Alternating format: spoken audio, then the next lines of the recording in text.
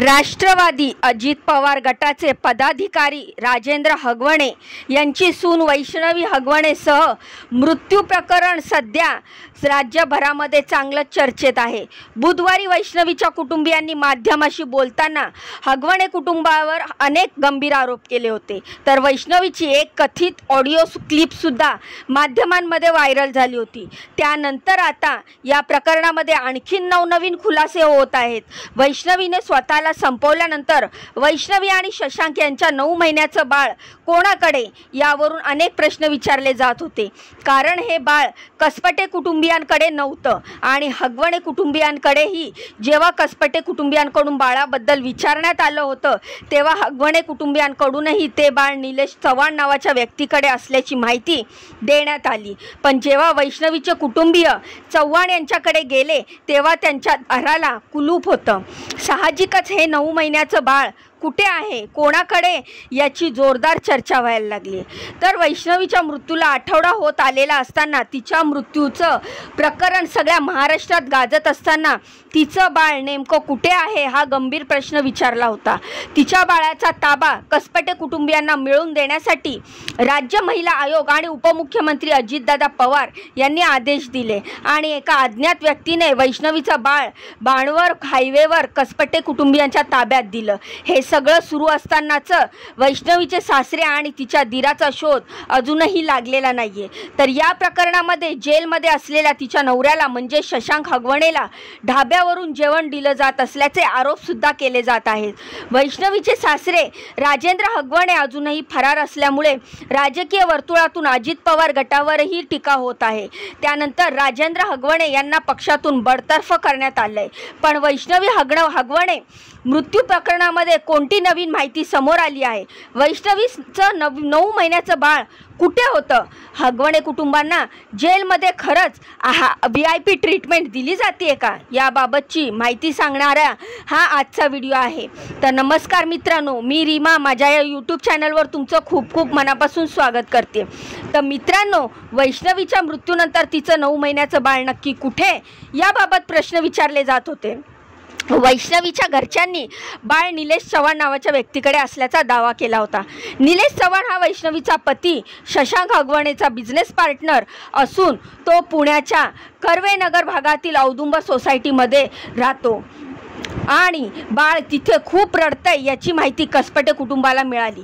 तेव्हा गुरुवारी सकाळी 10च्या सुमारास वैष्णवीचे काका मोहन कसपटे बाळाला घेण्यासाठी कर्वेनगरला गेले। त्यांच्यासोबत त्यांचे राजेंद्र हगवणे भाऊ प्रकाश हगवणे हे सुद्धा होते। पण निलेश चव्हाण आम्हाला बाळ दिलं नाही, चव्हाणना आम्हाला बंदुकीचा धाक दाखवून तुमचा आणि बाळाचा काही संबंध नाही, बाळाचा ताबा हवा असेल तर कोर्टात जा असं त्यांनी सांगितलं। तेव्हा आम्ही तिथून निघून आलो अशी माहिती वैष्णवीच्या घरच्यांकडून देण्यात आली। याबद्दलच्या बातम्या माध्यमांमध्ये आल्यानंतर निलेश चव्हाण यांच्या घरातून फरार झाला। त्यानंतर बाळ पिरंगुट इथं पोकळे यांच्याकडे असल्याची माहिती मिळाली असं वैष्णवीच्या वडिलांनी माध्यमांशी बोलताना सांगितलं। या सगळ्यात बाळ नेमकं कुठे आहे ते वैष्णवीच्या कुटुंबियांच्या ताब्यात कधी मिळणार हा प्रश्न विचारण्यात येत होता। त्यानंतर या प्रकरणामध्ये राज्य महिला आयोगाने भूमिका घेतली। वैष्णवी हगवणे यांच्या बाळाचा ताबा आज वैष्णवीच्या आई वडिलांकडे देण्यात येईल। वैष्णवी यांचं बाळ हगवणे यांच्या मावस भावाकडे होतं। आज कायदेशीर मार्गाने जात सर्व प्रक्रिया पूर्ण करून त्या बाळाचा ताबा वैष्णवी यांच्या आई वडिलांकडे देण्यात येणार आहे अशी माहिती राज्य महिला आयोगाकडून पोस्ट करण्यात आलेली आहे। तसंच उपमुख्यमंत्री अजित पवार यांनी देखील वैष्णवीचा बाळ कसपटेकडे सोपवण्याच्या सूचना राष्ट्रवादीच्या 2 महिला नेत्यांना दिल्या होत्या। त्यानंतर साधारण 12 वाजता वैष्णवीचे कुटुंब माध्यमांच्या समोर आलं। ते बाळासोबतच तिच्या कुटुंबियांना माध्यमांशी बोलताना सांगितलं की आम्हाला एका अज्ञात व्यक्तीचा फोन आला, त्यानंतर बाणेर हायवेवर काही अनोळखी लोकांनी 11:15च्या सुमारास बाळ आम्हाला सोपवलं। फोन कोणाचा आला होता, बाळ ताब्यात देणारी व्यक्ती कोण होती याबद्दल आम्हाला कुठलीही माहिती नाहीये असं सुद्धा कसपटे कुटुंबियांनी सांगितलंय। एकीकडे वैष्णवीचा बाळाचा ताबा कसपटे कुटुंबाला मिळाला असला तरी राजेंद्र हगवणे आणि त्यांचा मुलगा हे दोघेही अजून फरार आहेत। हे दोघे दुसऱ्या राज्यात पळून गेल्याचा संशय पोलिसांना आहे। त्यांचा शोध घेण्यासाठी शोधासाठी बावधन पोलिसांनी 2 पथके दुसऱ्या राज्यात शोधासाठी गेल्याची माहिती दिलेली आहे। राजेंद्र हगवणे हे राष्ट्रवादी अजितदादा पवार गटाचे पदाधिकारी होते, पण आता त्यांना पक्षातून बडतर्फ करण्यात आल्याची माहिती राष्ट्रवादीचे प्रवक्ते सुरज चव्हाण यांनी दिलेली आहे। तर या प्रकरणाबाबत स्वतः अजितदादा पवार यांनी ही प्रतिक्रिया दिली आहे। अजितदादा पवार म्हणाले, मला बोलवलं होतं, मी लग्नाला गेलो होतो, मला गाडीची चावी द्यायला सांगितली। आता त्यांनी जर सुनेसोबत वेडवाकडं केलं तर माझा काय संबंध? ही घटना घडल्यानंतर मी लगेच पिंपरी चिंचवडच्या सीपींना फोन करून कोणी असेल त्यांना अटक करायला सांगितलं। जे फरार आहेत त्यांच्या शोधासाठी पथके नेमली आहेत। सासू नणंद नवरा अटकेत आहेत, सासरा पळून गेलाय, पळून जातोय कुठे असं म्हणत कठोर कारवाईचे आदेश दिल्याचं अजितदादा पवार यांनी स्पष्ट केलंय। पण आता पोलिसांच्या अटकेत असलेल्या हगवणे कुटुंबियांना जेलमध्ये VIP ट्रीटमेंट मिळत असल्याचा आरोपही देण्यात आलाय। तर वैष्णवी हगवणे मृत्यू प्रकरणात तिचा नवरा शशांक, सासू लता, नणंद करिश्मा हे 3 पोलिसांच्या अटकेत आहेत। वैष्णवीचे वडील आनंद कसपटेंना जेव्हा खासदार सुप्रिया सुळेताईंनी व्हिडिओ कॉल केला होता तेव्हा आरोपींनी धाब्यावरून जेवण दिलं जात असल्याचा आरोप वैष्णवीच्या आईवडिलांनी केला आहे। शशांक, लता आणि करिश्मा हगवणेला हॉटेलचं जेवण दिलं जातंय। रंगीला पंजाब हॉटेलमधून या 3घांनाही जेवण दिलं जातंय।